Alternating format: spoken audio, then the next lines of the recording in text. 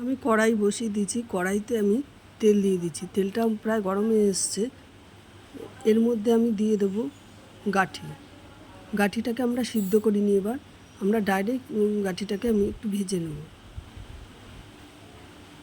এর মধ্যে দিয়ে দেবো নুন 1 চামচি, আর 1 চামচ দিয়ে দেবো হলুদ গুঁড়ো। ভালো করে আমি গাঠিটাকে ভেজে নেব।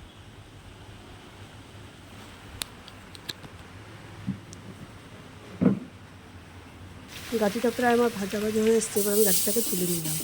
এবার এই তেলের মধ্যেই আমি দিয়ে দেবো গোটা জিরে আর তেজপাতা।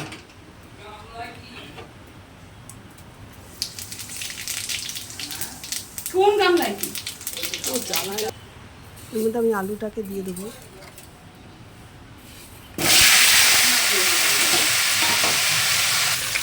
নুন 1 চামচ দিয়ে দেবো, হলুদ গুঁড়ো দিয়ে আলুটাকে আমি ভাজা করবো।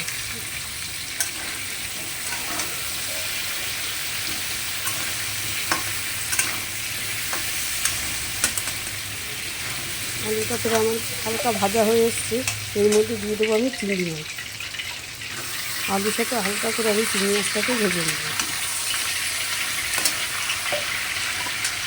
আমি মশলা তৈরি করেছি জিরের গুঁড়ো, হলুদ গুঁড়ো, লঙ্কার গুঁড়ো না, কাঁচা লঙ্কা কুচানো, আদা বাটা সব রেডি করে রেখেছি। এই মশলাটা আমি এই আলুর মধ্যে দিয়ে দেবো। এই মশলাটা দিয়ে আমি আলুটাকে কষাবো।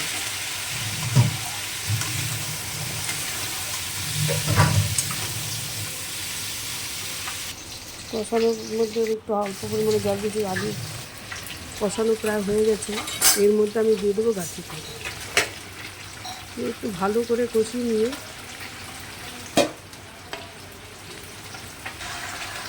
এর মধ্যে পরিমাণ মতন আমি জল দিয়ে দেবো। আলু গাঠি আমার কষানো হয়ে গেছে। এবার আমি এর মধ্যে পরিমাণ মতন জল দিয়ে দেবো। এই গাঠিটা ফুটে এসছে, আর একটু ভালো করে ফুটবে। দেখুন এর মধ্যে একটু মিষ্টি দিয়ে দিলাম, সামান্য পরিমাণে একটু মিষ্টি। আমরা খুব একটা বেশি মিষ্টি খাই না, যাই তাও একটু দিয়েছি গাঠির চিংড়ি মাছের তরকারিতে। না দিলে হয়তো ভালো লাগবে না। দেখুন গাঠিটা আমার প্রায় হয়ে এসছে।